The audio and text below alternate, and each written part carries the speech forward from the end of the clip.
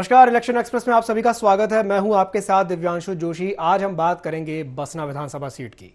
छत्तीसगढ़ में 2018 के चुनाव में कई सीटों पर निर्दलियों ने खेल बिगाड़ दिया था।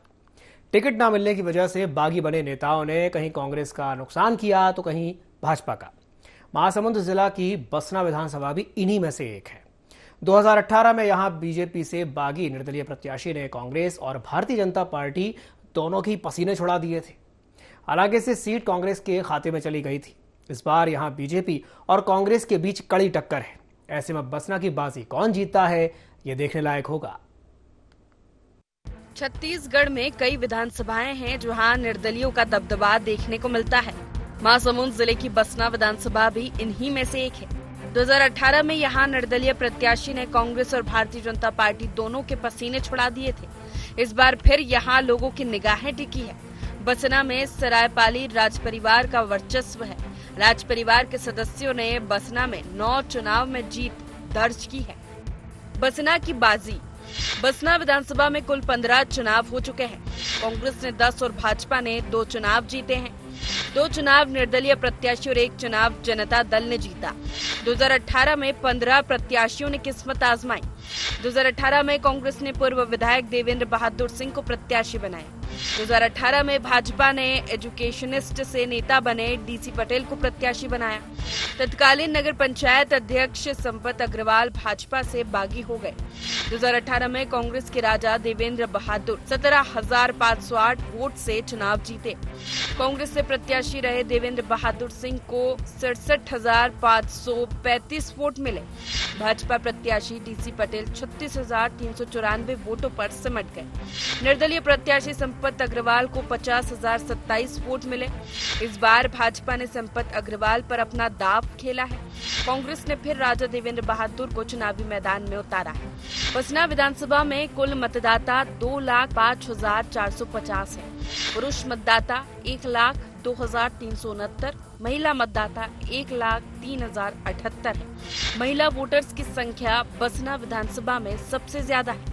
1951 में बसना विधानसभा सीट अस्तित्व में आई और इसके बाद कई प्रत्याशी जो हैं इस विधानसभा सीट में देखे गए हैं। हर तरह के प्रत्याशी जो हैं इस विधानसभा सीट पर अपना दांव आजमा चुके हैं और अब 2018 में जिस तरह से निर्दलीय प्रत्याशियों का खास तौर पर दबदबा देखने मिला था, जिन्होंने 50,000 तक का जो वोटों का आंकड़ा है वो तय किया, वहीं अब 2023 में देखने वाली बात हुई कौन से राजनीतिक दल से कौन सा प्रत्याशी इस बार यहां विधानसभा चुनाव जीतता है या कौन सा निर्दलीय इस बार उम्मीदवारी के लिए जब खड़ा हुआ है तो कौन इस बार सबसे ज्यादा मतों के साथ जीता है। तो आईएनडी इलेक्शन एक्सप्रेस पहुंचा है महासमुंद जिले के बसना विधानसभा में, जहां मैं अद्वैत नाइक आपको एक जनता का समीकरण यहां दिखाऊंगा, साथ ही जनता का मूड यहां क्या कह रहा है इस पर भी हम बातचीत करेंगे लोगों से। आईएनडी इलेक्शन एक्सप्रेस की टीम ने बसना विधानसभा के मतदाताओं से बातचीत की और जाना कि उनकी इस बार के प्रत्याशियों को लेकर क्या राय है। आईएनडी इलेक्शन एक्सप्रेस से बातचीत के दौरान लोगों ने अपनी जो परेशानियां बताई उनमें अधिकांश मूलभूत सुविधाओं को लेकर रही। कई ऐसे गांव हैं जहां अब भी ठीक तरह से पानी नहीं आता और न ही लाइट की कोई सुविधा है। लोग चाहते हैं जो भी विधायक बने इन्हें सुलझाए। बसना विधानसभा में ग्राम ठेलको दादर में हम पहुंचे हैं, जहां इन आम जनता से हम बातचीत करेंगे कि किसे इस बार वह निर्वाचित करने वाले हैं इस क्षेत्र में। क्या लग रहा है इस बार किसकी सरकार आनी चाहिए? अब काखर सरकार लगी भी आज जन गरीब के देखी ते सरकार लगी वो। तो कौन सी सरकार देख रहे हैं जो गरीब की मदद कर? अभी तो किसान वाला तो वो कांग्रेस देखा थे और गरीब वाला तो कोनो नहीं देखा थे। और भाजपा नहीं देखा थे, काला कुछ तो नहीं देते गरीब वाला। मतदान करते कितना समय हो गए? काला मतदान करते कितना समय हो गए? वोट तो देखो कत करते देवा था वोट लो तो पिछली बार किसको दिए थे? भाजपा दे रहे इनका। पिछली बार भाजपा को दिए थे, तो इस बार किसको दे रहे? नहीं कहा भाजपा जो दे के हैं सुनेगा। आप किसको दे रहे हैं इस बार? इस बार बीजेपी को दे रहे हैं। क्यों दे रहे हैं बीजेपी को? अब चलो ठीक है, बीजेपी बोल रहे हैं, अब दे रहे हैं। अच्छा, तो क्या कुछ लग रहा है यहाँ स्थानीय मुद्दे हैं आपके जो इस बार पूरे होने चाहिए? काम कौन से अधूरे रह गए? अधूरा होगा मूलभूत सुविधा है। मूलभूत में जैसे क्या? पानी नल जल नहीं है, लाइट नहीं है गली में, अच्छा, गली में लाइट नहीं है, अंधेरा हो जाता है, दिखता नहीं है आगे। पानी स्कूल भी जगह हमारे गांव में कद का पानी कमी हवे, तालाब मतलब देवे पचरी वचरी नहीं सब फूटत उटत हवे, है ना। किसान मन वर्ग को पानी सिंचाई नहीं है। ये दे हमार मंदिर हवे, वहाँ पुजेरे हम यहाँ है, वो संपत भी उधर आज तक कह रहे हैं, तो मतलब ठेका देखा भाग्य से। क्या आपको क्या लग रहा है, क्या कुछ और पूरा होना चाहिए? अभी तो घोषणा के हिसाब से होगा ना। अच्छा, अभी तो घोषणा पत्र कहाँ जारी किया अभी? नहीं तो आपके क्षेत्र में क्या कुछ अधूरे काम है जिसे पूरा करवा? अधूरा तो हर साल रहता है वैसे, लेकिन किसानों के लिए जो घोषणा करेगा सरकार, अभी तो बचा है नहीं लोगों का कार्यक्रम। बीजेपी ही आएगा इस बार। अच्छा, बीजेपी ही आएगा जी। क्यों? क्योंकि संपत भैया ही आना जाना करते हैं इधर, और जो कांग्रेस के राजा है ना, उनको 2 साल 3 साल में एक बार भी मुश्किल हो जाता है देखने के लिए। अच्छा, क्या लग रहा है कि क्या कुछ और खत्म जो नहीं विकास हुआ है, कितना विकास देखना चाहिए? विकास तो हुआ है लेकिन वैसे भी नहीं हुआ है। जैसे संपत भैया अभी हमारे गांव शहर के हैं, पास के हैं, और काम करेंगे वो उनका कॉन्फिडेंस बताता है। अच्छा, मतलब जिस तरह से भारतीय जनता पार्टी के प्रत्याशी को यहाँ पर हालांकि कई यहाँ सराहना देखने मिल रही है, वहीं कांग्रेस में भी कहीं का कहना है कि काम किए थे लेकिन पूरा नहीं हो पाया। पहुंचे हैं शहीद वीर नारायण चौक, जो कि बसना विधानसभा में सबसे प्रमुख चौक है ये, और यहाँ से जो है शुरुआत होती है बसना की, अगर कहा जाए एक तरह से। क्या लग रहा है भाई, इस बार किसकी सरकार बनने वाली? हम लोग तो कांग्रेस वाले हैं भैया, कांग्रेस क्या बनेगा। और देखो तो कर्जा छूट किया है, हैं?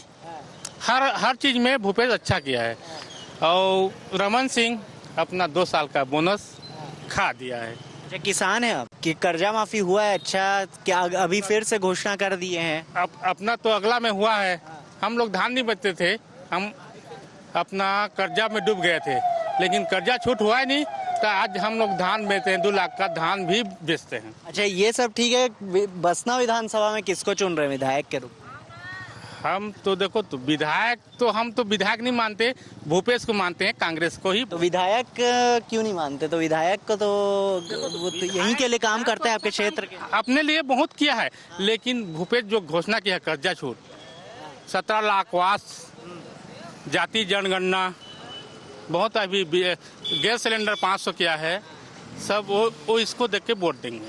किसको आना चाहिए, कांग्रेस को, बीजेपी को? जैसे हिसाब से अभी चल रहे हैं ना, कांग्रेस में जैसे बहुत सारी यानी कि हर चीज़ में छूट दिए हैं, योजना दिए हैं, उसके हिसाब से कांग्रेस आएगा। आप यही मतदान करते हैं? जी हाँ, मैं यही मतदान करता हूँ। तो पिछली बार किसको वोट दिए? पिछली बार मैंने दिया था संपत अग्रवाल को। संपत अग्रवाल को? वो तो बीजेपी, अब तो निर्दलीय हैं, अभी बीजेपी से आए हैं, तो अभी बीजेपी का वो वोट करेंगे यहाँ, मतलब ये बीजेपी में जाएगा। तो आपका वोट बीजेपी को जा रहा है, तो क्या लग रहा है कि क्या कुछ आपके यहाँ हो सकता है और अच्छा काम किया जा सकता है? रोड की सुविधाएं अच्छी हो सकती हैं, पानी हो सकता है, बिजली हो सकता है? रोड की सुविधाएं वो तो अब वोट यानी कि सब होने के बाद ही मालूम पड़ेगा। अच्छा, तो पिछले 5 साल में कुछ हुआ ऐसा सुधार यहाँ पे? रोड का बोल रहे हो, ग्रामीण का कि किसी में भी, पूरे विधानसभा में जो देख रहे हैं? अपने विधानसभा में अभी कुछ उतना सुधार नहीं है, अभी कम है। यहाँ और भी जाने, उनसे भी पूछ लेते हैं। क्या लग रहा है, इस बार कांग्रेस आएगी या भारतीय जनता पार्टी? भारतीय जनता पार्टी को आना चाहिए भैया। अच्छा, आना चाहिए आपको लग रहा है? यहाँ विधानसभा में? हाँ, यहाँ पक्का है बीजेपी का आना। संपत अग्रवाल? संपत अग्रवाल क्यों इस बार ऐसा लग रहा है? ये हमारे लोकल उम्मीदवार हैं, इनको आना चाहिए। क्या लग रहा है भाई, कौन जीतेगा इस बार का विधानसभा चुनाव? संपत भैया जी जीतेंगे। अच्छा, यहाँ बसना में संपत भैया लग रहा है आपको? जी। तो क्या लग रहा है, क्यों जीतेंगे? क्या कि यहाँ पर संपत भैया जी बहुत अच्छे काम कर रहे हैं, गांव-गांव में जाके जन प्रचार कर रहे हैं, सभी असुविधाओं का मतलब सुविधा के रूप में बदल रहे हैं असुविधा को। तो विधायक ने क्या किया है 5 साल आपके? विधायक ने तो 5 साल में को कैसे देख रहे हैं आप? उनके काम को बहुत अच्छे मतलब नज़ारे से देख रहे हैं। बाकी उनका क्या बोलते हैं, जो काम है उनका काम के बारे में ज़्यादा जानकारी नहीं है हमारे को। बाकी अच्छा है उनका जो भी है। तो मूलभूत सुविधाएं मिल रही हैं? हाँ, पानी जल ये सब मिल रहा है। सब मिल रहा है। क्या लग रहा है भाई, इस बार आएगा कांग्रेस आएगा कि बीजेपी आएगा, इतना ही बता? कांग्रेस आएगा। क्यों आएगा लेकिन कांग्रेस ऐसा लग रहा है? आएगा। काम की वजह से आएगा लग रहा है? हाँ, चलिए ठीक है, काम की वजह से आ रहा है, कांग्रेस इनको लग रहा है। कांग्रेस आने वाली है या बीजेपी आ सकती है? मेरे हिसाब से तो कांग्रेस ही आएगी, क्योंकि भूपेश बघेल ने जो पिछले 5 सालों में काम किया है उसका फायदा जरूर कांग्रेस को और हमारे राजा देवेंद्र बहादुर सिंह को मिलेगा। तो बसना में क्या लग रहा है, कौन विधायक बन के आएगा? बसना में हमारे राजा देवेंद्र बहादुर सिंह वापस विधायक बन के आएंगे, मुझको ऐसा लग रहा है। अच्छा, कई लोग कह रहे हैं कि उनके कार्यकाल में अभी काम नहीं ठीक से हुआ है पिछले 5 साल। बहुत सारे काम हुए हैं। आज आप हर गांव में रास्ता देख लीजिए, हर गांव में बांध देख लीजिए, हर गांव में आप रोड, हर काम के जो विकास हो रहे हैं, आप स्कूलों का विकास देखिए, सब जगह मुझको तो काम लग रहा है। और वैसे मैं आपको गलत नहीं बोल रहा हूँ, काम तो कांग्रेस का सब जगह दिख रहा है, उसका फायदा। क्या कुछ आशाएं हैं आपकी इस बार विधायक से? आशाएं तो विधायक से हम उतनी क्या आशाएं करेंगे, लेकिन आम आदमी वो एक आशा कर सकता है कि क्षेत्र का विकास में जैसे रोड है, रास्ते हैं, और विकास में जैसे हमारे कोई डैम है, वो हमारे हमको ये है कि भाई वो काम होना चाहिए। अच्छा, डैम वगैरह वाले काम ठीक से अभी हुए नहीं है पूरे? नहीं, डैम सब काम चालू है। आप देखिए हर गांव में, मतलब आप जाके पुलिया भी अभी सभी गांव में काम चालू है, लेकिन क्या ये आचार संहिता लगने के कारण थोड़ा सा अभी कुछ 8-15 दिन से काम रुके हुए हैं। और हमारे क्षेत्र में राजा देवेंद्र बहादुर सिंह जी बहुत ही अच्छा काम करवा रहे हैं। काफी पान भंडार में अक्सर ऐसी चर्चाएं होती रहती है, हमने देखा है। तो क्या लग रहा है भाई, इस बार कौन आ सकता है, भाजपा या कांग्रेस? भाजपा। क्यों ऐसा लग रहा है? अब कांग्रेस जो घोषणा किया था उसमें तो हमको कंफर्टेबल नहीं, उसमें कुछ ऐसा किया ही नहीं। जो बसना पहले था वो बसना अभी भी है, ऐसा कुछ चेंज हुआ नहीं बसना में। बसना में क्या और अच्छा होना चाहिए? इस बार संपत भी आएंगे तो कुछ अच्छा ही होगा, क्योंकि जिस तरीके से उन्होंने काम किया पिछले, जैसा चुनाव वो हारे उसके बाद जैसे बीजेपी ने उनको टिकट दिया तो और अच्छे से काम कर रहे हैं। वो इसके पहले भी वो अच्छे से काम कर ही रहे थे। हर आदमी को जो जरूरत के हैं पेशेंट, उनको निःशुल्क इलाज करवा रहे थे, गांव-गांव जाके जन संपर्क कर रहे थे, हर आदमी की बात सुन रहे थे, गरीब के गरीब घर में जाके बैठ के उनकी समस्या का हल अपने हिसाब से वो कर रहे थे। कई ऐसे मतदाता जिनका कहना है कि कांग्रेस इस बार दांव जो है मारने वाली है, सामने आने वाली है जीत के साथ, तो कई लोग इस बार भारतीय जनता पार्टी को भी चुन रहे हैं। कह रहे हैं कि उनके काम इस बार हो सकता है कि आने वाले दिनों में अच्छे हों। और वही 15 साल के कार्यकाल को भी देखकर उन्होंने, कई लोगों ने भारतीय जनता पार्टी को भी चुना है। आम जनता के बाद प्रत्याशियों से भी इंडियन इलेक्शन एक्सप्रेस की टीम ने चर्चा की और जाना कि अगले 5 साल के लिए उनका क्या विजन है। इस दौरान भाजपा प्रत्याशी संपत अग्रवाल ने कहा कि बड़े उद्योगों की स्थापना, रोजगार पर उनका फोकस होगा। वहीं कांग्रेस प्रत्याशी राजा देवेंद्र बहादुर सिंह ने IND24 से चर्चा नहीं हो सकी, लेकिन उनके कार्यकर्ता और समर्थकों ने दावा किया कि बसना का भला कांग्रेस ही कर सकती है। भारतीय जनता पार्टी ने एक बार फिर जिस तरह से एक नया प्रत्याशी उतारा है, एक नया दांव खेला है। हालांकि पिछली बार निर्दलीय के रूप में ये उतरे थे और एक तरह से देखें तो काफ़ी जो प्रत्याशी जो यहाँ खड़े हुए थे उनके पसीने छुड़वा दिए। तो एक बार फिर से संपत अग्रवाल से हम बातचीत करेंगे। संपत अग्रवाल जी, क्या लग रहा है इस बार, क्या कुछ चुनावी समीकरण देखने मिल रहा है अपने क्षेत्र में? बसना विधानसभा क्षेत्र को मैंने अपना परिवार माना है और मैं प्रतिदिन साल में, मतलब हर गांव में 5-5 बार तो आ ही जाता हूं। और राजा साहब 5 साल में एक बार भी किसी गांव में नहीं आए हैं। तो इसलिए अब के बार यहाँ की जनता ने ठाना है, हमारे परिवार का बेटा, हमारा भाई खड़ा हुआ है, इसको जिताना है करके। तो क्या लग रहा है कि किस प्रकार का विकास देखना चाह रहे हैं अपने क्षेत्र में? क्या कुछ लग रहा है कि नहीं पूरा हुआ है जिसे पूरा करना है? कुछ भी नहीं हुआ है। यहाँ मूलभूत समस्याओं का अंबार लगा हुआ है, कारण बताई दिया, कभी आते ही नहीं राजा साहब। और अब पूरी जनता को भरोसा हो गया और मैं भरोसा दिला रहा हूं कि जितने मूलभूत समस्याएं हैं यहाँ की 6 महीने के अंदर में सब दूर कर ली जाएंगी। तो पिछली बार तो 50,000 वोट तक पहुंच गए थे, इस बार क्या लग रहा है कितना वोट तक पहुंच पाएंगे?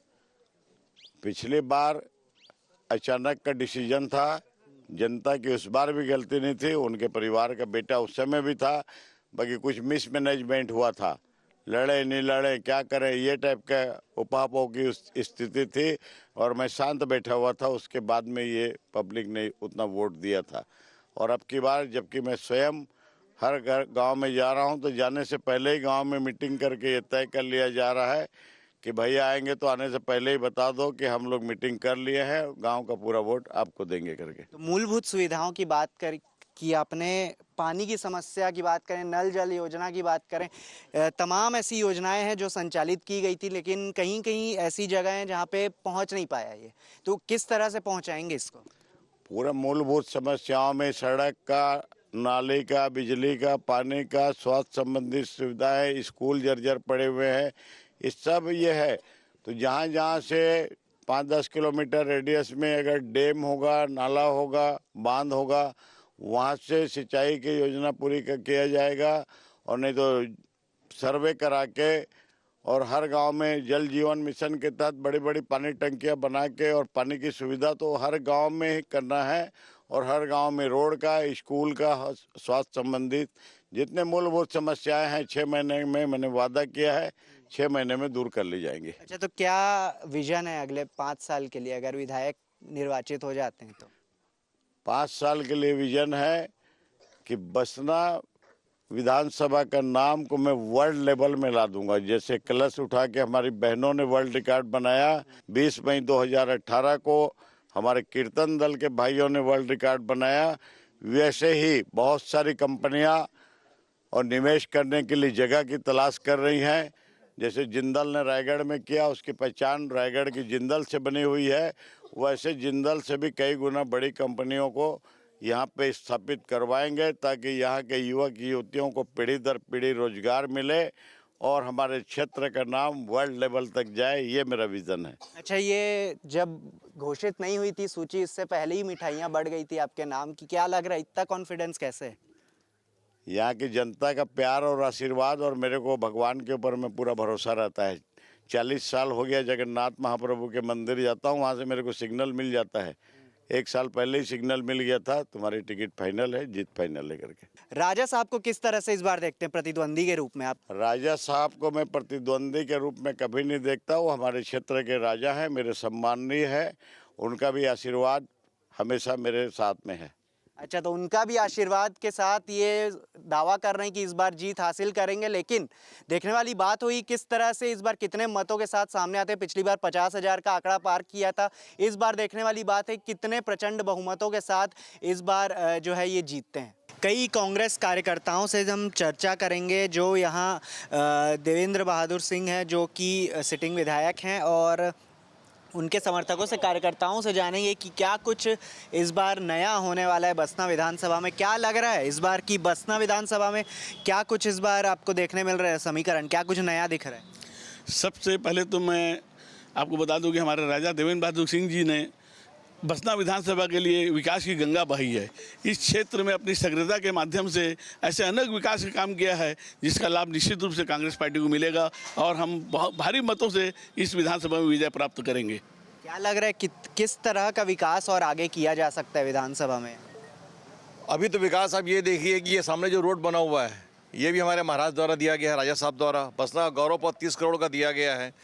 पिछले 15 साल में जितना बसना नगर पंचायत में काम नहीं हुआ था वो हमारे 3 साल में नगर पंचायत में काम हुआ है।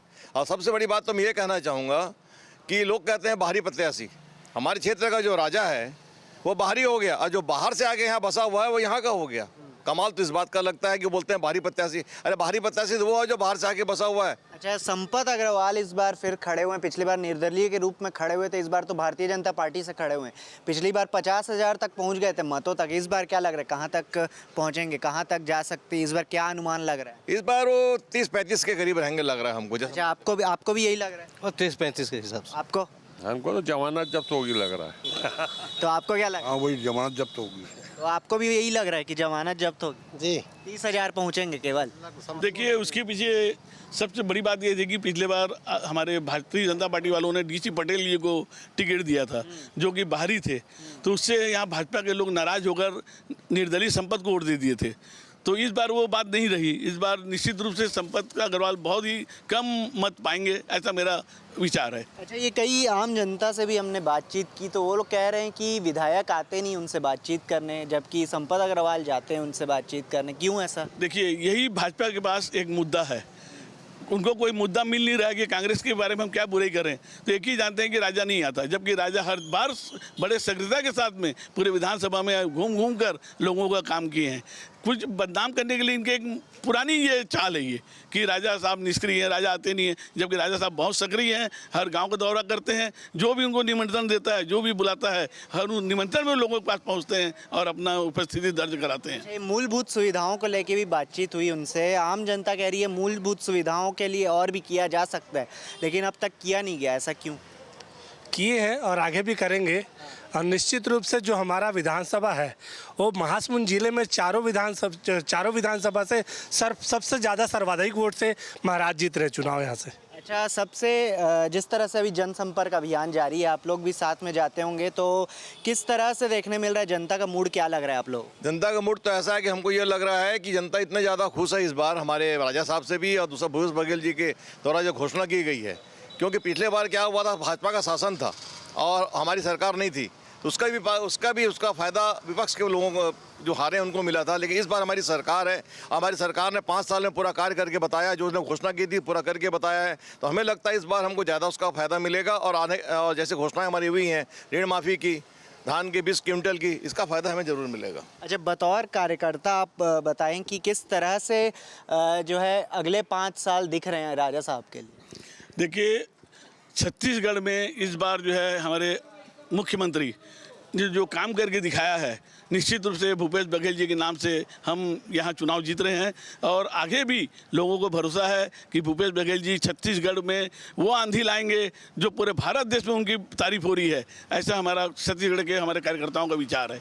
तो ये जिस तरह से कार्यकर्ताओं से हमने बातचीत की, कई कार्यकर्ता यहाँ कह रहे हैं कि अगले 5 साल का विजन काफ़ी कुछ रहने वाला है। हालांकि भारतीय जनता पार्टी द्वारा भी कई ऐसे निर्मित मुद्दे हैं जो सिर्फ केवल चुनाव के लिए बना दिए गए हैं। हालांकि उनका ये भी कहना था कि विधायक जो है आम जनता के बीच जाते हैं, उनसे बातचीत करते हैं। तो क्या इस बार देखने मिलेगा कि एक बार फिर कांग्रेस आएगी? बसना विधानसभा में इंडी इलेक्शन एक्सप्रेस की टीम ने कई क्षेत्रों में जाकर जनता से बातचीत की और उनकी परेशानियों को जानने की कोशिश की। साथ ही राजनीतिक समीकरण जो है यहाँ के वो भी जाने। मगर साल 2018 की बात करें तो कांग्रेस और बीजेपी में दोनों में ही कांटे की टक्कर देखेगी। हालांकि एक तीसरा विकल्प जो कि निर्दलीय प्रत्याशी थे संपत अग्रवाल, उन्होंने भी कांटे की टक्कर दी और दोनों ही कांग्रेस और बीजेपी के पसीने छुड़ा दिए थे। लेकिन जिस तरह से कांग्रेस के पक्ष में 67,000 वोट ये जो गए, तो वहीं निर्दलीय प्रत्याशी ने भी 50,000 का आंकड़ा पार किया था। तो देखने वाली बात है कि साल 2023 में इस बार ये जो सियासी ऊँट है वो किस तरफ करवट बदलता है। कैमरा पर्सन अखिलेश पवार के साथ अद्वैत हैं, कैंडी 24 रायपुर। तो देखा आपने क्या है बसना का सियासी समीकरण। बड़ा सवाल यही है कि बसना की बाजी इस बार कौन जीतेगा। 2018 में एक बागी ने भाजपा का खेल बिगाड़ दिया था। इस बार भी बीजेपी और कांग्रेस में कड़ा मुकाबला है। अब ये देखने वाली बात होगी कि इस बार क्या राज परिवार का वर्चस्व टूट पाएगा। 3 दिसंबर को पता चल जाएगा। इलेक्शन एक्सप्रेस में फिलहाल के लिए इतना ही। मुझे दीजिए इजाजत और आप बने रहिए IND 24 के साथ। नमस्कार।